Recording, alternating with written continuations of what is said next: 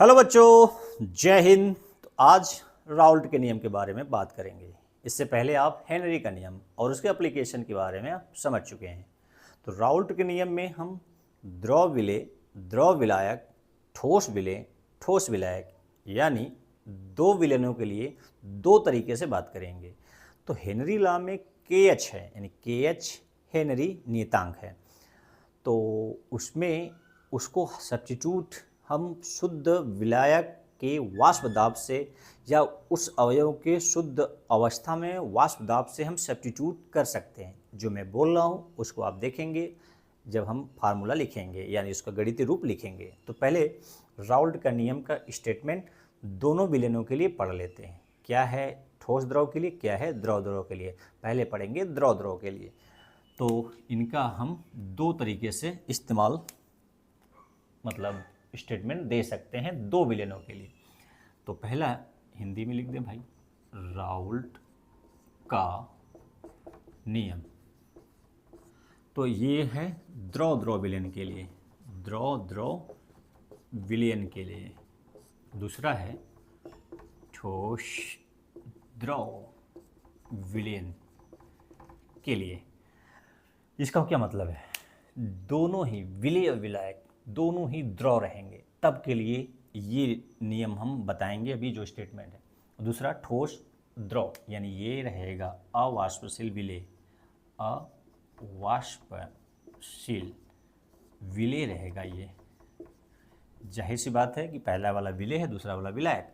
यहाँ पर दोनों ही वाष्पशील रहेंगे, विलेय भी वाष्पशील और विलायक भी वाष्पशील। यहाँ विलेय रहेगा अवाष्पशील और विलायक रहेगा वाष्पशील। वाष्पशील, अब इसको आप जानते हैं तो ठीक है, नहीं जानते तो मैं बता रहा हूँ। जो द्रव सामान्य ताप पर भाप या वाष्प या गैसीय अवस्था में आ जाता है उसे वाष्पशील पदार्थ कहते हैं। जैसे पानी को रखेंगे, थोड़ी देर बाद ये कम हो जाता है पानी, क्योंकि वाष्प बदल जाता है। एथिल अल्कोहल या पेट्रोल आप जानते होंगे, पेट्रोल बहुत तेज़ी से वाष्प बनता है। डीजल, पेट्रोल या सैनिटाइज़र ये इस्तेमाल करते रहे होंगे कोरोना में, तो बहुत तेज़ क्या है, वाष्पशील पदार्थ है। यानी हथेली पर रखने पर या हथेली पर नहीं भी रखते हैं तो भी वाष्प में बदल जाता है, क्योंकि वो उसका क्वथनांक क्या है, बहुत कम होता है। सामान्य ताप या उच्च ताप पर ये बहुत तेज़ी के साथ गैसीय अवस्था में बदल जाते हैं। ऐसे पदार्थ को वाष्पशील पदार्थ कहते हैं। तो यहाँ पर विलेय जो रहेगा अवाष्पशील। यहाँ पर दोनों ही द्रव, विलेय भी विलायक भी दोनों ही वाष्पशील रहेंगे। क्लियर है। तो हम पहले इसके लिए नियम पढ़ते हैं। किसके लिए, द्रव द्रव विलयन के लिए, फिर इसको बाद में पढ़ लेते हैं, ठीक है ना। इससे एक तीर से दो निशाना पढ़ेंगे। यहाँ पर हेनरी लॉ और राउल्ट्स लॉ में संबंध और अंतर यानी समानता और अंतर भी देखेंगे। तो यहाँ भी एक तीर से दो निशान देखेंगे। हमारा उद्देश्य यही रहता है कि कम चीज़ों में ज़्यादा सीखने का प्रयास, ठीक है ना। तो आइए पहले पढ़ते हैं द्रव द्रव विलयन के लिए राउल्ट का नियम क्या है, ठीक है। तो द्रव द्रव विलयन के लिए राउल्ट का पहले हम जो कथन है उसको बता देते हैं, फिर उसकी व्याख्या कर देते हैं अपने शब्दों में। तो द्रव द्रव विलयन के लिए राउल्ट का नियम, राउल्ट का कुछ ये कह रहे हैं, क्या कह रहे हैं, किसी वाष्पशील विलयन में किसी भी अवयव, कम से कम दो अवयव तो होता है ना, विलयन में कितने अवयव होने चाहिए, कम से कम दो, एक विलेय दूसरा विलायक। तो ये विलेय विलायक को हम अवयव नाम दे रहे हैं, ठीक है ना। तो अवयव कुछ भी हो सकता है, जैसे हमने लिया है अवयव, ठीक है। एक एग्जाम्पल, पहले स्टेटमेंट देखिए, किसी अवयव का आंशिक वाष्प दाब, हम सभी टर्मिनोलॉजी को बताएंगे। ये आंशिक वाष्प दाब क्या, टोटल कुल दाब क्या है, सब बताएंगे। किसी अवयव का आंशिक वाष्प दाब उस अवयव के उसके या उस अवयव के, उस अवयव मतलब जिस किसी अवयव की बात की जा रही है, उस विलयन में किसी अवयव का आंशिक वाष्प दाब उस अवयव के मोल अंश को मोल प्रभावी बोलते हैं। मोल अंश के क्या होता है, समानुपाती, क्या होता है, समानुपाती होता है, ठीक है। ये उनका शाब्दिक कथन है। अब इस चीज़ को हम व्याख्या करते हैं अपने शब्दों में कि किसी अवयव, तो मान लेते हैं कि एक अवयव पानी ले लिया गया है एक बीकर में, जिसको ढक दिया गया, तो इसका क्या बनेगा, वाष्प बनेगा। तो ये वाष्प इस पर दबाव डाल रहा है, इस पर दबाव डाल रहा है, और खुद जो द्रव की सतह है उस पर भी दबाव डाल रहा है, तीनों साइड दबाव डालेगा। तो जो ये वाष्प है, क्या है, वाष्प बनता है, तो जाके यहाँ ठंडा होकर फिर से द्रव बनता है। यानी वाष्प द्रव, पहले क्या था, द्रव था, वाष्प बन गया, यानी द्रव से किस में बदल गया, गैस अवस्था में। तो ठंडा हुआ तो फिर क्या हुआ, द्रव बन गया। तो ये जब क्या हो जाए, बराबर, rate of forward, rate of backward, द्रव से वाष्प बनने की रफ्तार, वाष्प से द्रव बनने की रफ्तार बराबर है, तो वो कैसा कंडीशन है, साम्यावस्था है। कैसा है, साम्यावस्था। आपने नाम सुना है तो ठीक है, नहीं सुना है तो सुन लीजिए, साम्यावस्था। अच्छा, 11th में तो सुने ही है ना साम्यावस्था, कि अग्र दिशा पश्च दिशा बराबर होती है, तो साम्यावस्था।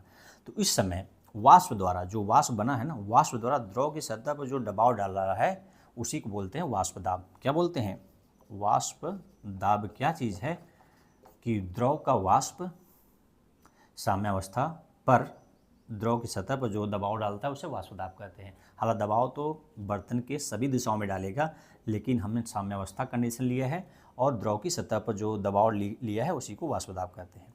ठीक है। अब दूसरे बीकर में हमने ले लिया है एथिल अल्कोहल। क्या ले लिया है, एथिल अल्कोहल, C2H5OH। ठीक है।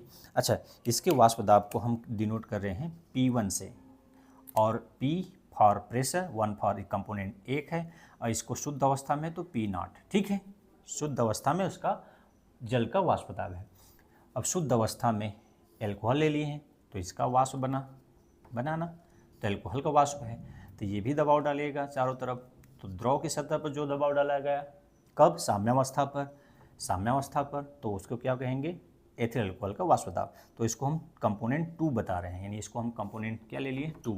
इसके लिए कंपोनेंट को 1, यानी अवयव को नाम दे दिए हैं, बड़े की जगह 1 कर रहे हैं, इसको 2 कह रहे हैं।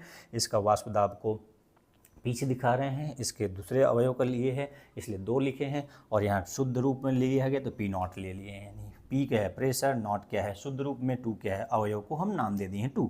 अब इन दोनों के मिलने से पानी और एथिल अल्कोहल दोनों को एक साथ मिला दिया जाए तो ये विलयन बन जाएगा। क्या बन गया है, विलयन बन गया है। यानी अब विलयन की हम बात करने जा रहे हैं, क्योंकि राउल्ट का नियम किसके लिए लागू है, विलयन के लिए। ये दोनों अलग अलग अवयव हैं, ये विलेय है, ये विलायक है, क्योंकि ये कम मात्रा में लिए हैं, ये ज़्यादा मात्रा में लिए हैं। यदि बराबर भी लेते हैं तो भी हम पानी को ही सार्वत्रिक विलायक मानते हैं। क्लियर है। अब इसमें पानी भी है, पानी के साथ क्या है, एथिल अल्कोहल, दारू, शराब, मदिरा, ये सब उसका नाम है एथिल अल्कोहल का, C2H5OH, एथेनॉल इसका IUPAC नाम, इसमें मिला है एथेनॉल। ठीक है, तो इसका पानी का भी वाष्प है और C2H5 का भी वाष्प है, दोनों का वाष्प है। तो अलग अलग वाष्प बनेगा, कौन ज़्यादा बनेगा कौन कम बनेगा, जो ज़्यादा वाष्पशील रहेगा वो ज़्यादा वाष्प बनाएगा, तो एथिल अल्कोहल का वाष्प ज़्यादा बनेगा। लेकिन हम एथिल अल्कोहल को कम लिए हैं तो कम वाष्प बनेगा, पानी ज़्यादा लिए हैं तो पानी का ज़्यादा वाष्प बनेगा। तो जो ज़्यादा वाष्पशील रहेगा उसका वाष्प ज़्यादा बनेगा, और मात्रा पर भी निर्भर करेगा।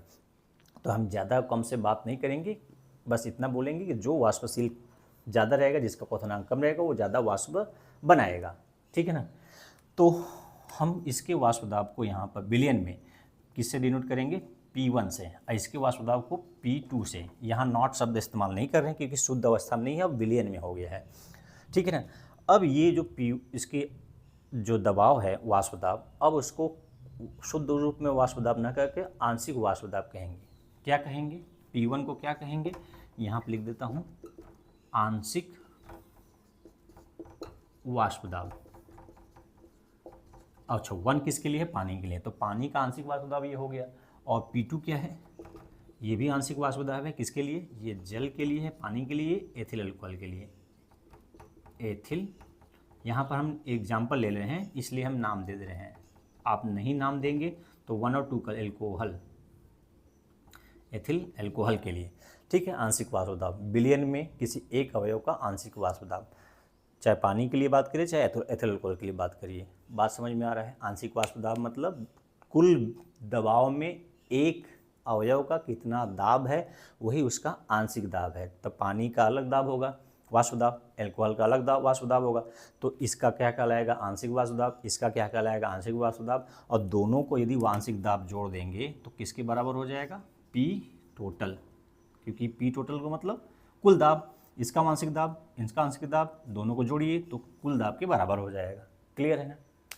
अच्छा, अब मोल अंश की बात कर लें कि जो आंशिक वाष्प दाब है किसके समानुपाती है, जो जितना मोल्स उसके विलयन में होगा, उस अवयव के मोल कितना उस विलयन में प्रेजेंट है उसके क्या होता है, समानुपाती, यानी उसकी मात्रा कितना है विलयन में, पानी ज़्यादा है कि एथिल अल्कोहल ज़्यादा है, दोनों के मोल अंश के समानुपाती होगा। यानी इसका आंशिक वाष्प दाब कितना दबाव होगा, जितना वो ज़्यादा मोल्स होगा, कितना एथिल अल्कोहल का दबाव होगा, जितना उसके मोल्स होगा। तो यानी राउल्ट का नियम ये कह रहा है किसी अवयव का आंशिक वाष्प दाब उस अवयव के मोल अंश के समानुपाती होता है। यानी ज़्यादा मोल्स रहेंगे तो ज़्यादा उसका आंशिक वाष्प दाब रहेगा। सीधी बात है, ज़्यादा मात्रा रहेगा ज़्यादा वाष्प बनाएगा, ठीक है। लेकिन हाँ, दोनों वाष्पशील होना चाहिए तब। तो हाँ, दोनों तो वाष्पशील ही हैं। तो अब इसको हम गणितीय रूप में लिख लें। यहाँ पर पानी एल्कोहल का विलयन, इसमें पानी का वाष्प दाब, एल्कोहल का वाष्प दाब, लेकिन अकेले अकेले है, अलग अलग विलयन में अलग अलग आंशिक वाष्प दाब कहेंगे, आंशिक वाष्प दाब कहेंगे। कुल दबाव को जोड़ेंगे तो कुल दाब आंशिक वाष्प दाब का योग कुल दाब के बराबर होता है। अब इसको गणितीय रूप में व्यक्त कर लेते हैं, ठीक है ना। इसको व्यक्त कर लेते हैं। तो कंपोनेंट 1 के लिए, यानी हम पानी की बात करें तो हम कहेंगे P1 प्रोपोर्शनल X1, X क्या है, मोल अंश, मोल प्रभाज या अंश। तो हम यहाँ पर x लिखे हैं तो कोई नाम नहीं दिए हैं, जैसे ही 1 लगाएंगे तो एक अवयव 1 के लिए हो जाएगा, और 2 लगा देंगे तो अवयव 2 के लिए। तो 2 यहाँ पर एथिल अल्कोहल, 1 हुआ बना है पानी है। तो पानी का आंशिक वाष्प दाब उस पानी के मोल अंश के समानुपाती। यदि हम 1, 2 का नाम ले रहे हैं तो partial pressure of 1 equal to mole fraction of component 1, यानी जल का द्रव विलयन में जल का आंशिक वाष्प दाब जल के मोल अंश के समानुपाती होता है, ऐसे बात बोल सकते हैं। तो जनरल हम लिखना चाहें तो P प्रोपोर्शनल हटाए के एक कांस्टेंट लगाएंगे तो शुद्ध अवस्था में वाष्प दाब किसका, पानी का, ये जो है P0 क्या है, अभी बताया ना, P0 क्या है, शुद्ध अवस्था। अवस्था का मतलब यहाँ अलग से केवल पानी रहता तब उसका वाष्प दाब जितना होता वही होता है। शुद्ध अवस्था में वाष्प दाब उस अवयव का, उस अवयव जिस अवयव की बात कर रहे हैं, तो पानी लिए हैं। तो ये हो गया उसका गणितीय रूप, जहाँ x1 क्या है, मोल अंश है, पानी का क्या है, मोल अंश। तो यहाँ पर आप पानी नहीं लिख रहे हैं तो मोल अंश अवयव 1 का मोल अंश, और P1 क्या है, आंशिक वाष्प दाब, क्या है, आंशिक वाष्प दाब। अब ये बात किसके लिए लागू है, 1, 1, 1 मतलब अवयव 1 के लिए, 1, 1 जहाँ है अवयव 1, अवयव किसको माने हैं, पानी को, ठीक है। उसी तरह से दूसरे अवयव की बात करेंगे तो P2 प्रोपोर्शनल X2, तो P2 बराबर P0 टू X2। तो जहाँ पर P2 क्या है, शुद्ध रूप में P2 नॉट, ये पहले घेर लीजिए, ये उसका जनरल रूप हो गया। P2 नॉट क्या है, शुद्ध रूप में, शुद्ध रूप में वाष्प दाब है। P2 क्या है, आंशिक वाष्प दाब है, आंशिक वाष्प दाब है, ठीक है। और X2 क्या है, मोल अंश है उस अवयव 2 का, ठीक। ये बात हो गया जनरल फॉर्म, ठीक। अब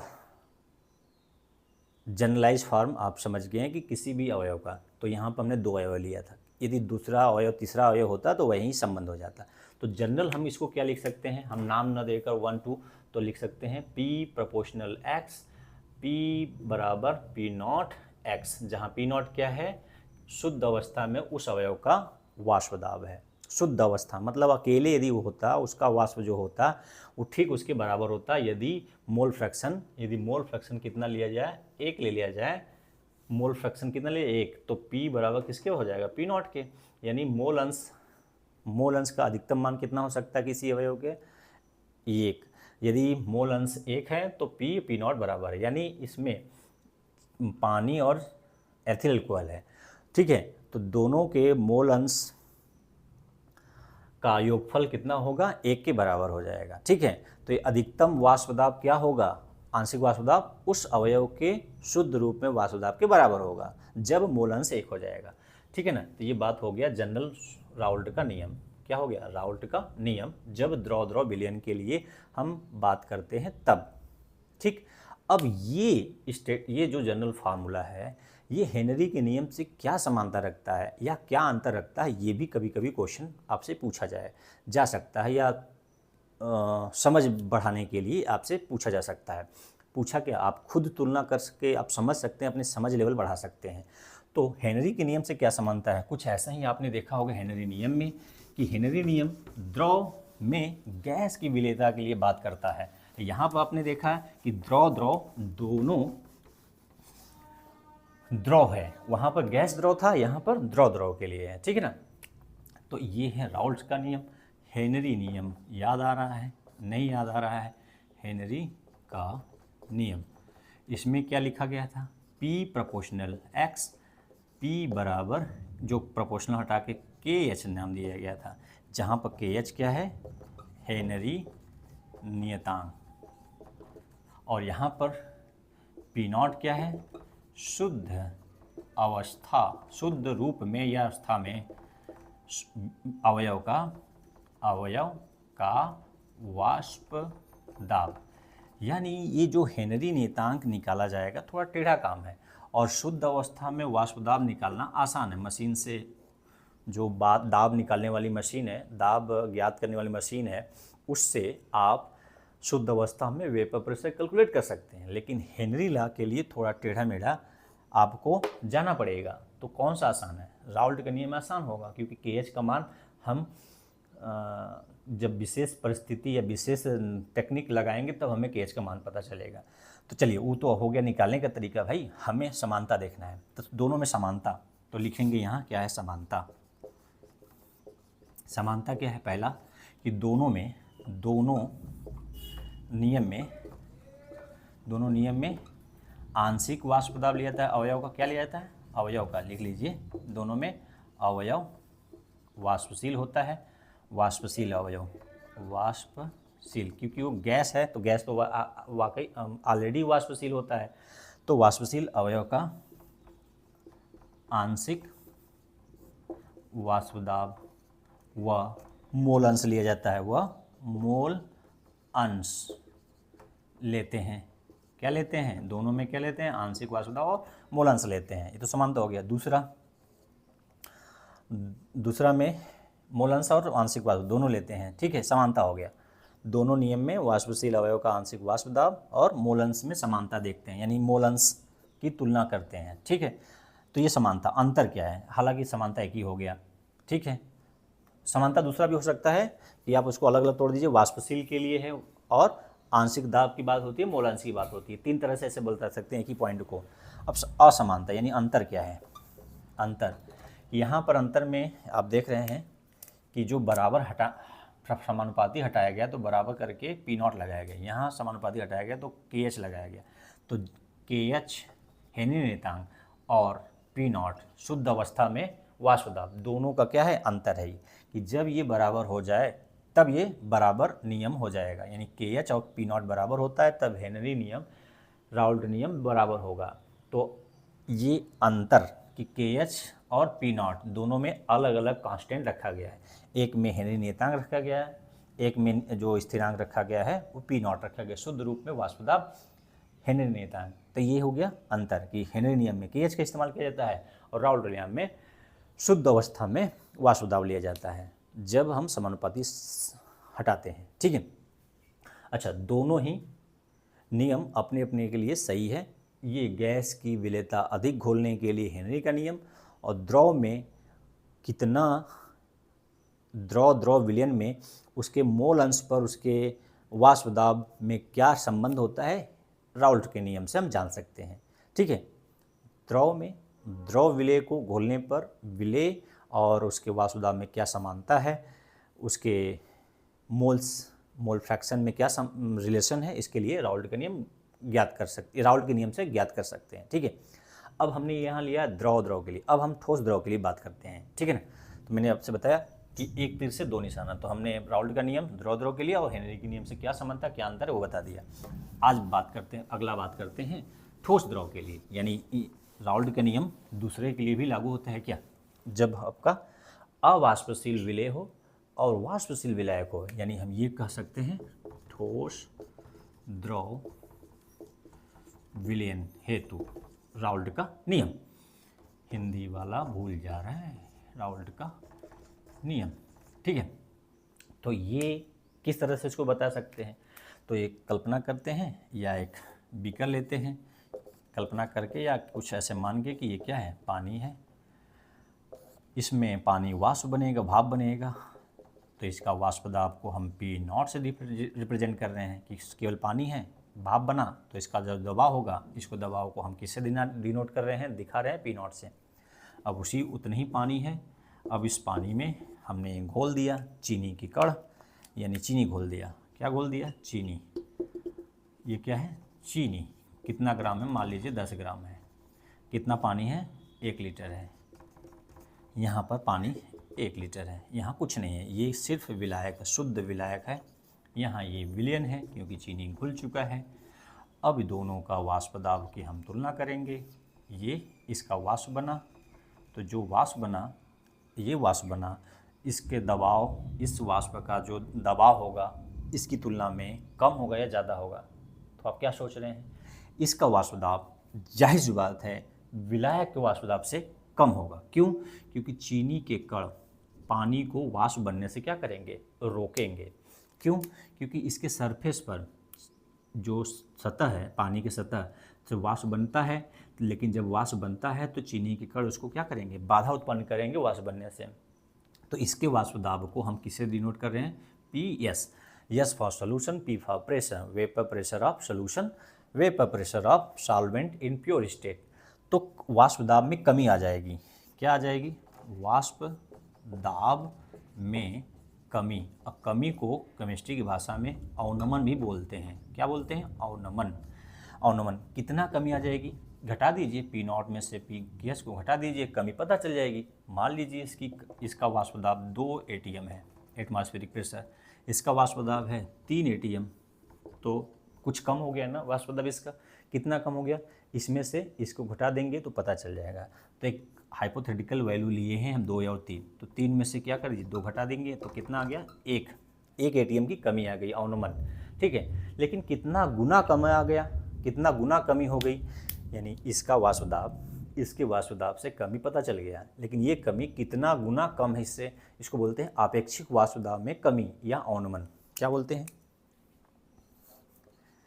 आपेक्षिक वाष्प दाब में अवनमन, या इसी को अवनमन को ही क्या बोलते हैं, कमी, ठीक है। तो कैसे निकालेंगे अपेक्षिक, तो मैंने कहा ना कि घटा दीजिए फिर भाग कर दीजिए, पहले इससे इसे घटाइए फिर ओरिजिनल वाले से, शुद्ध वाले रूप से भाग दीजिए, P0 minus PS upon P0। समझ रहे हैं, ये कमी हो गया, कमी को पहले वाले से क्या कर दीजिए, भाग कर दीजिए, डिवाइड कर देंगे तो आपको कमी पता चल जाएगा। तो ये कमी किसके बराबर हुआ, कितना कमी होगा, जैसे एक ATM की कमी हुआ तो वो किस पर निर्भर कर रहा है, तो जो इसमें विलेय घुला है ना चीनी उसकी मात्रा पर निर्भर कर रहा है। तो मात्रा को हम यदि हम मोल के टर्म में बताएं, नंबर के टर्म में, तो बता सकते हैं कि विलेय के मोल अंश के बराबर होता है। ये जो कमी है अपेक्षिक वाष्प दाब में जो अवनमन या कमी है वो किसके बराबर आएगा, जो उसमें घुला हुआ विलेय है ना, विलेय के मोल अंश के, विलेय के मोल अंश के बराबर, ठीक है ना। यानी वाष्प दाब में अपेक्षिक अवनमन विलेय के मोल अंश के बराबर होता है। यानी मोल अंश को हम किससे डिनोट करते हैं, तो P0 minus PS upon P0 बराबर X2। ये हो गया उसका गणितीय रूप, किसके लिए, राउल्ट का ठोस द्रव विलयन हेतु, ठीक है ना। कि ये जो कमी आती है वो उसमें जो विलेय घोले हैं, कितना घोले हैं, इस बात पर निर्भर करता है कि कितना कमी आएगा, कितना वाष्प दाब में कमी आएगा, किसके बराबर होगा, उस विलेय के ऊपर निर्भर करेगा। विलेय के किसके ऊपर, मात्रा के, मात्रा का मतलब नंबर के, नंबर का मतलब हम मोल अंश की मैं बात करेंगे, ठीक है ना। वो केवल विलेय के, क्योंकि अवाष्पशील है विलेय, वो वाष्प नहीं बनेगा, केवल बनेगा क्या, विलायक बनता है, वाष्प में जाता है। ठीक है। अच्छा, यही चीज़ जो वाष्प दाब में अपेक्षिक अवनमन है, ये अपेक्षिक वाष्प दाब में अवनमन, यही चीज़ क्या कहलाता है? अणु संख्या गुणधर्म। अणु संख्या गुणधर्म, अणु संख्या गुणधर्म, कोलिगेटिव प्रॉपर्टीज। एक तरह का ये क्या है? कोलिगेटिव प्रॉपर्टीज है, क्योंकि किस पर निर्भर कर रहा है? विलेय के मूल अंश। मूल मतलब नंबर, नंबर डिपेंडेंट प्रॉपर्टीज क्या कहलाता है? अणु संख्या गुणधर्म, यानी कोलिगेटिव प्रॉपर्टी एक तरह का है ये। तो एक तीर से दो निशाने का कहने का मतलब क्या होता है कि अभी अपने राउल्ट नियम पढ़ा है, ये राउल्ट नियम जो पढ़े हैं आप, उसी से मिलता जुलता किससे है कि एक अणु संख्या गुणधर्म जो आगे हम पढ़ेंगे, तो अणु संख्या पर निर्भर करने वाला गुणधर्म विलयन का, तो ये विलेय के मूल अंश पर निर्भर कर रहा है। इसका मतलब ये जो अपेक्षिक वाष्प दाब में अवनमन है, पी नॉट में से पी एस घटा देंगे। पी एस क्या है? विलयन का वाष्प दाब, और पी नॉट क्या है? शुद्ध विलायक का वाष्प दाब। दोनों का अंतर निकालेंगे तो कमी हो गया, कमी को शुद्ध विलायक के वाष्प दाब से भाग दे देंगे तो क्या कहलाएगा? अपेक्षिक वाष्प दाब। तो अपेक्षिक वाष्प दाब में अवनमन आ गया, विलेय के मूल अंश के बराबर हो गया। विलेय के मूल मतलब नंबर, नंबर पर निर्भर करने वाला गुण अणु संख्या गुणधर्म होता है। तो ये अणु संख्या गुणधर्म भी है और राउल्ट का नियम भी है ये, क्योंकि ठोस द्रव विलयन में वाष्प दाब में कमी आ जाती है। वो कमी यदि हम तुलनात्मक करें तो वो विलेय के मूल अंश के बराबर होता है। ये बात समझ में आ रही होगी तो अच्छी बात, नहीं आ रही होगी तो आप थोड़ा सा और ध्यान से अपने से स्टडी करेंगे तो आ जाएगा। ठीक है, तो एक साथ दो हो गया राउल्ट का नियम। राउल्ट के नियम के दो स्टेटमेंट, द्रव द्रव के लिए, ठोस द्रव के लिए, हेनरी और राउल्ट में क्या समानता, क्या अंतर, और ठोस द्रव के लिए जो वाष्प दाब में अपेक्षिक अवनमन आया, एक अणु संख्या गुणधर्म भी है। तो आज के लिए इतना ही, फिर मिलेंगे अगले वीडियो में। तो वीडियो समझ में आया तो क्या कहते हैं? Yes for subscribe, yes for share, L for like, yes S L करके वीडियो को सपोर्ट करें ताकि हम और वीडियो इस तरह से बनाते रहें। ठीक है, तो मिलते हैं अगले वीडियो में। जय हिंद, जय भारत।